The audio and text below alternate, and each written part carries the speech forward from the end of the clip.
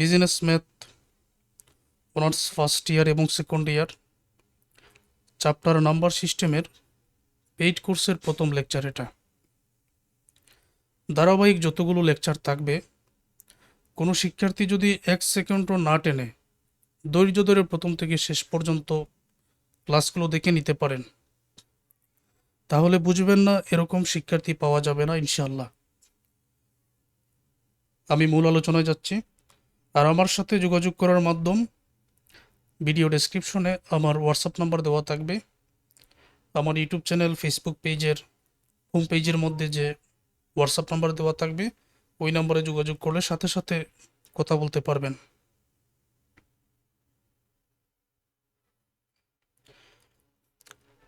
BBA first year থেকে final year পর্যন্ত তোমাদের যে গাণিতিক বইগুলো আছে, সবগুলো বই তো এক না, এক একটা বই এক এক ধরনের। যেমন যারা অ্যাকাউন্টিংয়ের অঙ্কের সমাধান করেছেন, অ্যাকাউন্টিং বইয়ের অঙ্ক এক ধরনের, আর বিজনেস ম্যাথ বইয়ের অঙ্ক আরেক ধরনের। তো যে বই যেভাবে পড়ালে শিক্ষার্থীরা সহজে বুঝতে পারে, ওইভাবেই পড়াতে হবে। এই সম্পূর্ণ চ্যাপ্টার থেকে তোমাদের যত ধরনের অঙ্ক আছে, সবগুলো অঙ্ক আমি ভালো করে দেখেছি। এমনভাবে এখানে অঙ্কগুলো সাজানো হয়েছে, ধারাবাহিক ক্লাসে তোমাদের বোঝানো হবে যে যেটাই পরীক্ষায় আসুক ওইটাই পারবে, মানে সকল নিয়ম আছে এখানে। তো কিছু নাম এভাবে দিতে পারি: এ প্লাস আইবি আকারের প্রকাশ, বর্গমূল নির্ণয়, গণমূল নির্ণয়, প্রমাণ করো যে √2 একটি অমূলদ সংখ্যা, এবং সরল করার জন্য কিছু ম্যাথ থাকে। এই সকল সূত্র তোমাদের কাজে আসবে। প্রথম ক্লাসে শুধু এই কথাটাই বলবো, আপাতত এইটুকু মনে রাখো যে কাল্পনিক সংখ্যা i² মানটা -1। একটু পর হাতে কলমে লিখে বুঝিয়ে দিচ্ছি। i² = -1। তারপর ধারাবাহিক ক্লাসের মধ্যে যখন যেটার প্রয়োজন ওইটা তোমাদের আলোচনা করে বোঝাবো। তো যারা নতুন আসছো, এখনো আমার YouTube channel, Facebook page subscribe follow করো নাই, অবশ্যই সাবস্ক্রাইব ফলো করে রাখো। চলে আসলাম আমি প্রথম অঙ্কের মধ্যে। একটু আগে বলেছি যে কাল্পনিক সংখ্যা i² = -1।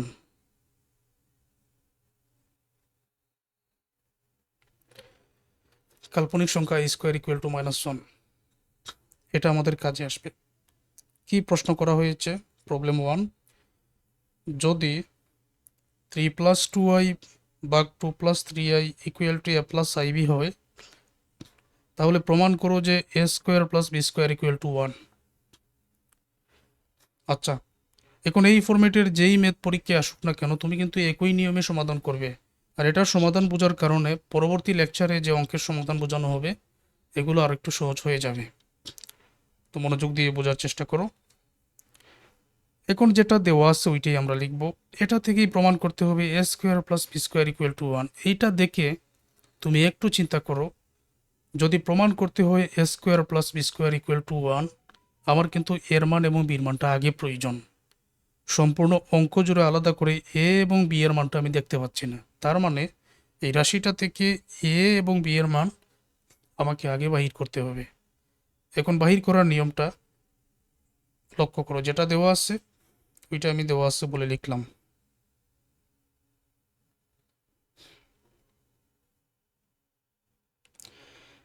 তো এটা লিখলাম।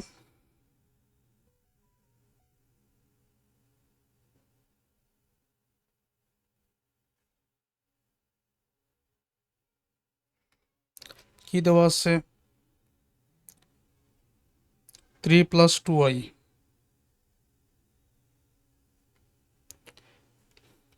তারপর 2 + 3i = a + ib।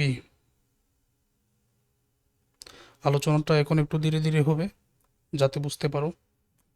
এটা দেওয়া আছে, ওকে। এটা হলো ওর চিহ্ন।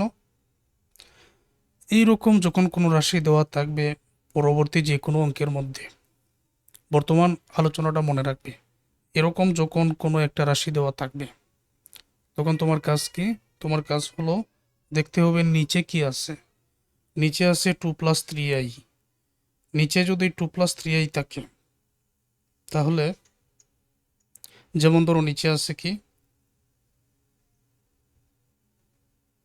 2+3i, তখন তোমাকে 2 - 3i দ্বারা উপরে এবং নিচকে গুণ করতে হবে। যদি নিচে থাকে এরকম 3+5i, তখন কি করবে, তখন 3 - 5i দ্বারা উপরে এবং নিচকে গুণ করতে হবে যে কোনো অঙ্কের মধ্যে। যদি আমার এই কথাটা বুঝতে পারো তাহলে একবার দেখো তো এটা এইভাবে হবে কিনা। প্রথমত যে উপর এবং নিচ লব এবং হর যেরকম আছে ঠিক সেই রকম রেখে দিব।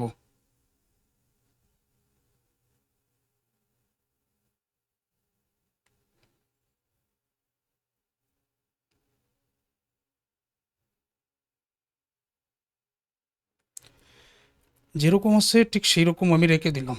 এখন আমাকে নিচের দিকে লক্ষ্য রাখতে হবে যে নিচে কি আছে, 2+3i আছে।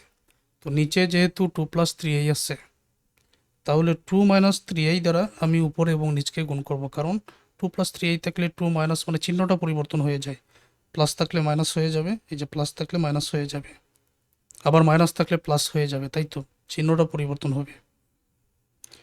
তো 2+3i আছে, আমি তোমাদের বুঝিয়ে দিচ্ছি, চিন্তার কারণ নেই, কেন হলো বুঝিয়ে দিচ্ছি।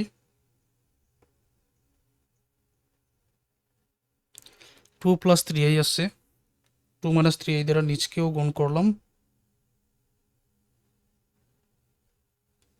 উপরকেও গুণ করলাম, সাথে যে ইকুয়াল টু a+ib আছে,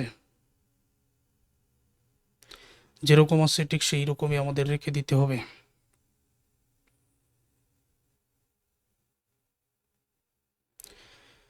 এখন এই যে আমরা সাজিয়ে নিলাম, এটা সাজানোর কারণে আগের লাইনটা আর বর্তমান লাইনের মধ্যে কোনো পার্থক্য নেই। কিভাবে, এই যে নিচে 2 - 3i আছে, উপরে 2 - 3i যদি কেটে দেই তাহলে দেখো আগের লাইন আর বর্তমান লাইনের মধ্যে কোনো পার্থক্য নাই।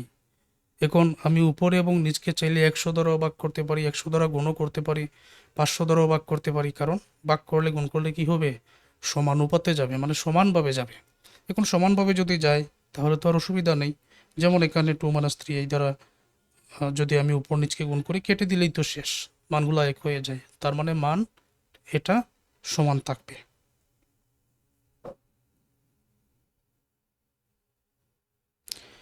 যে কোনো লাইন লেখার পরে চিন্তা করবে যে এই মুহূর্তে আমার কাজটা কি হতে পারে।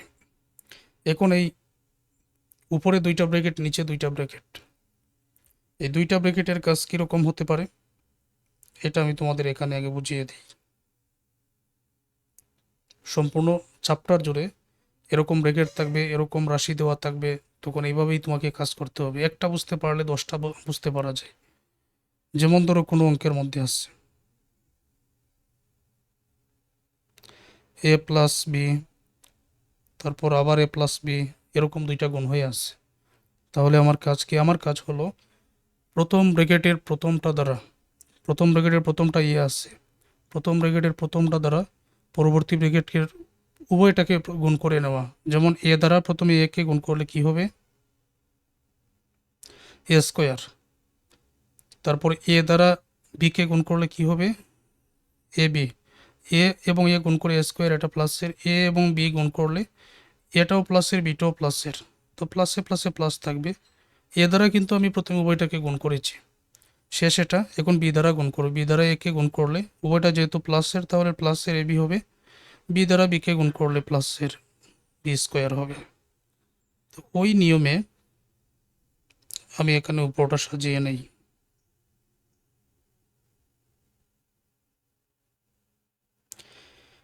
প্রথমে আছে এখানে দেখো 3 আছে, ওই 3 দ্বারা আমি 2কে গুণ করব, তারপর ওই 3 দ্বারা 3i গুণ করব, প্লাস মাইনাসের বিষয়টা লক্ষ্য রাখবো। তো দেখো আমি 3 দ্বারা যদি 2কে গুণ করি তাহলে 3 2 কত হবে, 6, 3টা প্লাসের 2টাও প্লাসের। 3 দ্বারা যদি 3i গুণ করি তাহলে 3 3 কত হবে, এই থ্রি দ্বারা থ্রি আইকে গুণ করলে থ্রিটা প্লাসের থ্রি আইটা মাইনাসের, প্লাসে মাইনাসে মাইনাস আগেই দিয়ে দাও। থ্রি দ্বারা থ্রি আইকে গুণ করলে নাইন আই, থ্রি দ্বারা টুকে গুণ করেছি সিক্স, ওইটা প্লাসের। থ্রি দ্বারা থ্রি আইকে গুণ করলে এই থ্রিটা প্লাসের, এটা আবার মাইনাসের, আগের চিহ্নটা দেখতে হবে। তো প্লাসে মাইনাসে মাইনাস আগেই দিয়ে দিলাম। এখন থ্রি আই দ্বারা থ্রি আইকে গুণ করলে নাইন আই। পরে আসো, থ্রি এর কাজ শেষ, এখন টু আই দ্বারা গুণ করো। টু আই দ্বারা টুকে গুণ করলে ফোর আই, টু আই দ্বারা থ্রি আইকে গুণ করলে দুই তিনে ছয়, দুই তিনে ছয়, সাথে আই আই আই স্কোয়ার। আচ্ছা, এটা আমি গুণ করে দেখাচ্ছি তোমাদের যাতে সহজ মনে হয়। তো টু আই দ্বারা টুকে গুণ করো, ওইটা যেহেতু প্লাসের, প্লাসের ফোর আইটা দিয়ে দাও।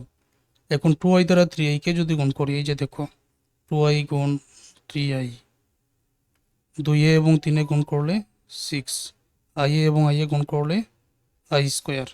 আবার টু আইটা প্লাসের এবং থ্রি আইটা মাইনাসের, প্লাসে মাইনাসে মাইনাস দিয়ে দাও। দুই তিনে ছয়, আই আইয়ে গুণ করলে আই স্কোয়ার। এটা বুঝতে পেরেছ? একই রকম কাজ নিচে, যেমন প্রথম টু দ্বারা এই টুকে গুণ করলে কত হবে? ফোর। টু দ্বারা মাইনাস থ্রি আইকে গুণ করলে প্রথমত টুটা প্লাস আর থ্রি আইটা মাইনাস, প্লাসে মাইনাসে মাইনাস, টু দ্বারা থ্রি আইকে গুণ করলে সিক্স আই। থ্রি আই দ্বারা টুকে গুণ করলে প্লাসের সিক্স আই, থ্রি আই দ্বারা থ্রি আইকে গুণ করলে প্লাসে মাইনাসে মাইনাস। তো থ্রি আই দ্বারা থ্রি আইকে গুণ করলে কত হবে? তিন তিনে নয়, আই আইয়ে গুণ করলে আই স্কোয়ার। কত হবে? থ্রি আই দ্বারা থ্রি আইকে গুণ করলে nine I square, equal to A plus I B. এটার সাথে রাখবেন।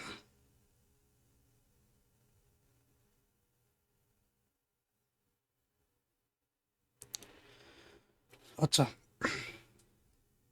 আমি কি আবার বলবো যে এটা কিভাবে হলো? নিয়ম হলো যে প্রথম ব্র্যাকেটের প্রথমটা দ্বারা পরবর্তী ব্র্যাকেটের উভয়টাকে গুণ করে বসাতে হবে। শেষ হয়ে গেলে দ্বিতীয়টা দ্বারা আবার পরবর্তী ব্র্যাকেটের উভয়টাকে গুণ করে বসাতে হবে। এটা তো সম্পূর্ণ ক্লাস থেকে তোমরা পারবে। এখন হিসাব করো।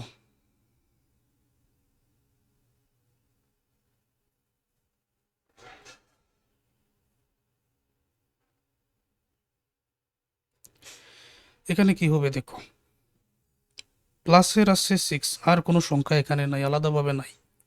তাহলে প্লাসের যে সিক্সটা যেরকম আছে ওইভাবে রেখে দিতে পারি, মানে আমার হিসাব করছি আমরা এখানে, এটা কঠিন কিছু না। মাইনাসের নয়টাই, প্লাসের চারটাই, মাইনাসের পাঁচটাই।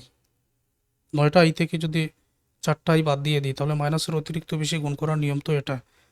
এখন বিয়োগ করার ক্ষেত্রে যদি প্লাসের বেশি থাকে প্লাসেরটা হবে, মাইনাসের বেশি থাকলে মাইনাসেরটা হবে। নয়টা আই থেকে চারটা আই বাদ দিয়ে পাঁচটাই মাইনাস। তারপর এখানে আছে সিক্স আই স্কোয়ার, তাই না? সিক্স এবং ওই যে দেখো উপরে আই স্কোয়ারের মান মাইনাস ওয়ান দিয়েছি, কাল্পনিক সংখ্যা I square equal two minus one. এটা এখন আমাদের কাজে আসবে। কোথায় কাজে আসবে? এই যে আই স্কোয়ার আছে না, আই স্কোয়ারের জায়গায় আমরা কি বসাবো? মাইনাস ওয়ানটা বসিয়ে দিব।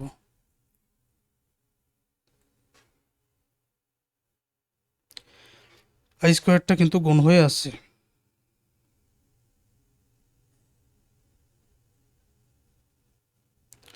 এখন নিচের হিসাবটা করো। প্রথমে ফোর আছে, মাইনাসের ছয়টা আই, প্লাসেরও ছয়টা আই।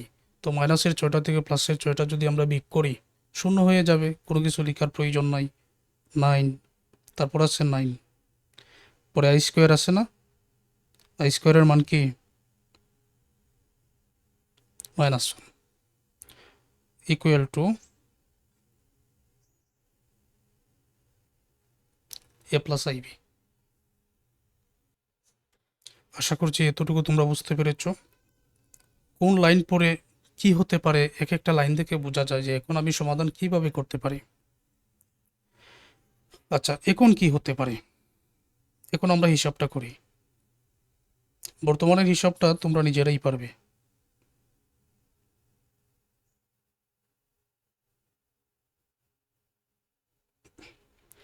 প্রথমে কি আছে 6, ওকে।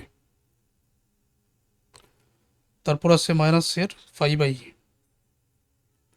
তারপর 6 এবং -6 -1 গুণ হয়ে আছে, তো 6 কে 6, 6টা মাইনাসের 1টো মাইনাসের, মাইনাসে মাইনাসে কী হবে, প্লাস হয়ে যাবে, আর 6 কে 6 হয়ে যাবে। এখন নিচে দেখো, এখানে আছে 4 আছে প্রথমে,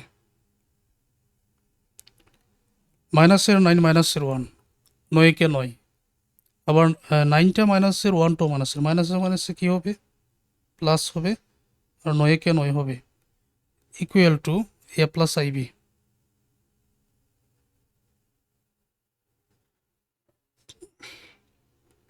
এতটুকু নিশ্চয়ই বুঝতে পেরেছ।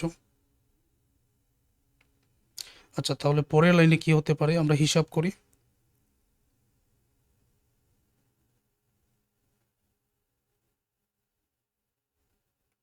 নিচে 4 এবং 9 যোগ করলে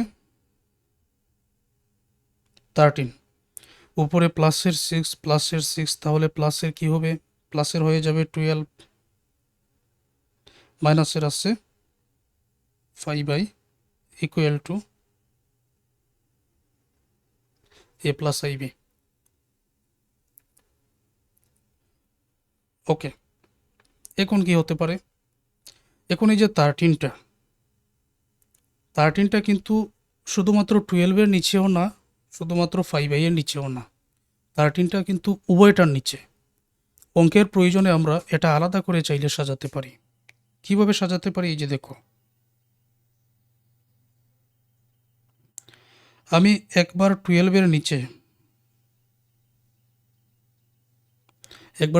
নিচে 13টাকে রেখে দিলাম, মধ্যখানে মাইনাস আছে মাইনাস, আরেকবার 5i এর নিচে 13টাকে রেখে দিলাম, equal to a plus I B. চিন্তার কারণ নাই, আমি ব্যাখ্যা করে বোঝাচ্ছি। প্রশ্ন হলো, এই দুইটা লাইন এবং এই দুইটা লাইন কি সমান? সমান হলে তো আমি যে কোনোভাবে সাজাতে পারি। দুইটা কি সমান? এই দুইটা অবশ্যই সমান। কিভাবে সমান দেখো, যেমন ধরো 13 এবং 13 লসাগু কি 13 হয় না? এগুলো তো তোমরা ক্লাস 3, 4, 5-এ পড়ে আসছো। তো লসাগু সমান থাকলে 12 মাইনাস 5i তো যেরকম আছে ঠিক সেই রকমই বসে। এখন দেখো তো, এই লাইনটাকে এটার মতো সাজিয়েছি, তার মানে এটাই তো সেমই, তো একই তো কাজ। তো সুতরাং এটা আমি এইভাবে সাজাতে পারি অঙ্কের প্রয়োজনে।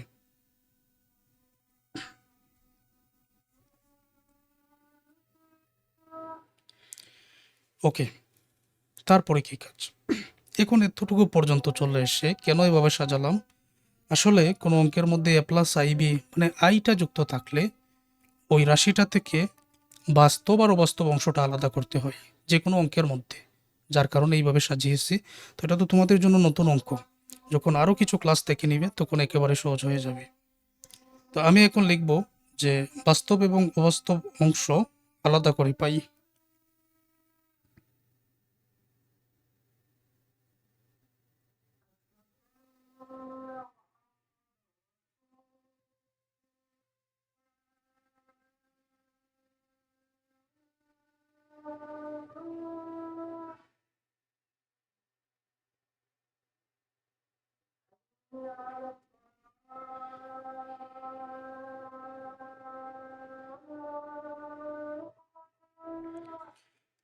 বাস্তব এবং অবাস্তব অংশ আলাদা করে পাই, তাহলে বাস্তব কোনটা আর অবাস্তব কোনটা?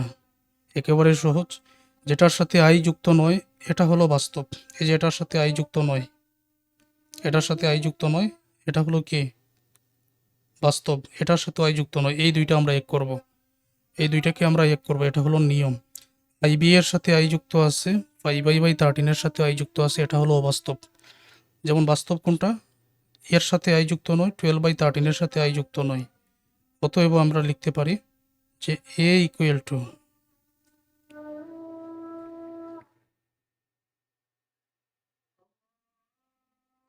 12/13, এটা কিন্তু প্লাসের। আচ্ছা, আইবি ইকুয়াল টু -5/13 আছে, তাই তো? একটু এখানে লক্ষ্য করো, যেমন আছে এখানে, মনে করো আমি লিখে নিলাম -IB ইকুয়াল টু 5i/13।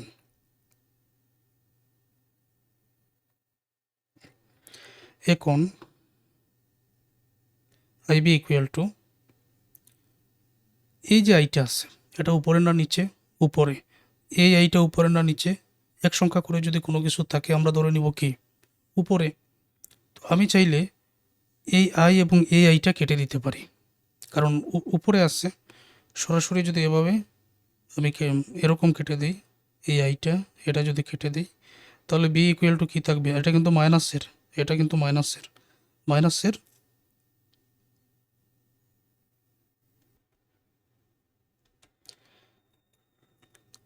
মাইনাসের 5/13।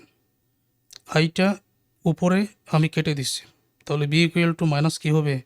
5/13 হবে। ওইটা লিখে দিব, সরাসরি আই কেটে একেবারে লিখে দিব।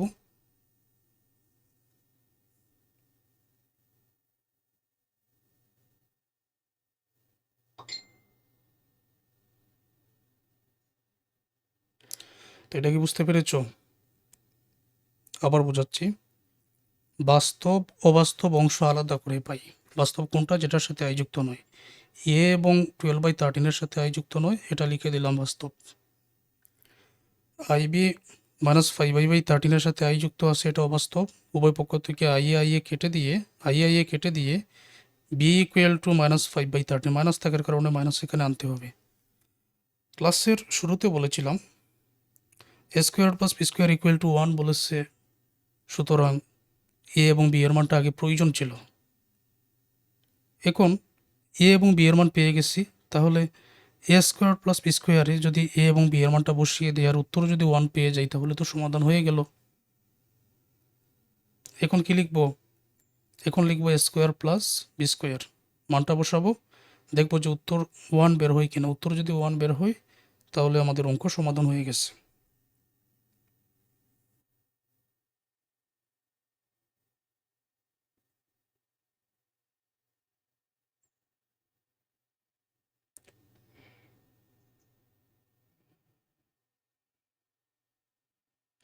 এ স্কোয়ার প্লাস বি স্কোয়ার, এর মানটা আগে বসাও, এই যে এখান থেকে বসাও।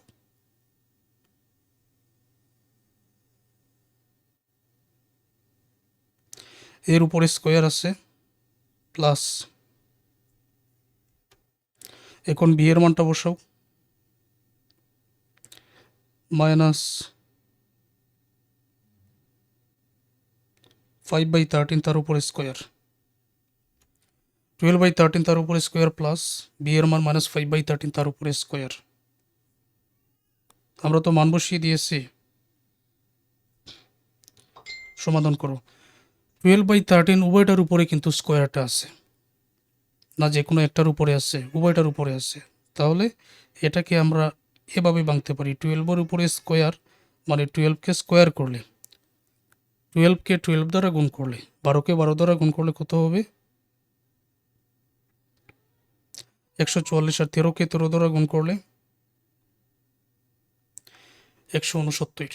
স্কোয়ার মানে তো ওই সংখ্যাকে ওই সংখ্যা দ্বারা গুণ, প্লাস -5, উভয়টা কিন্তু মাইনাসের। -5কে যদি আমি স্কোয়ার করি 25, এখন -5 এটাকে স্কোয়ার, -5 গুণ -5, দেখো 5 5 25, আর মাইনাসে মাইনাসে হয়ে যায় প্লাস, প্লাস তো আর লিখতে হয় না। একটা কথাই মনে রাখবেন, পাওয়ার যদি জোর থাকে আর মাইনাস থাকলেও মাইনাসটা উঠে যায়, মাইনাসে মাইনাসে প্লাস হয়ে যায় এরকম। 13-এর উপরে স্কোয়ার মানে 169, মানে মাইনাসটা উঠে গিয়েছে স্কোয়ার থাকার কারণে।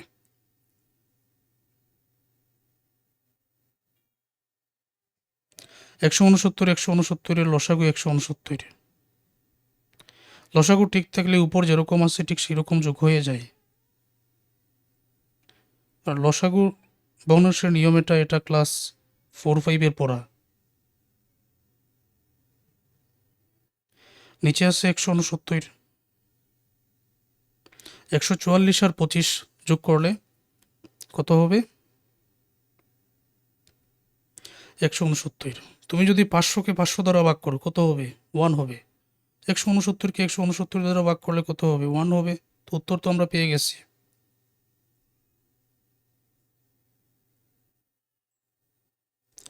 এখানে বলা হয়েছে প্রমাণ করো যে, ওকে, তাহলে প্রমাণিত।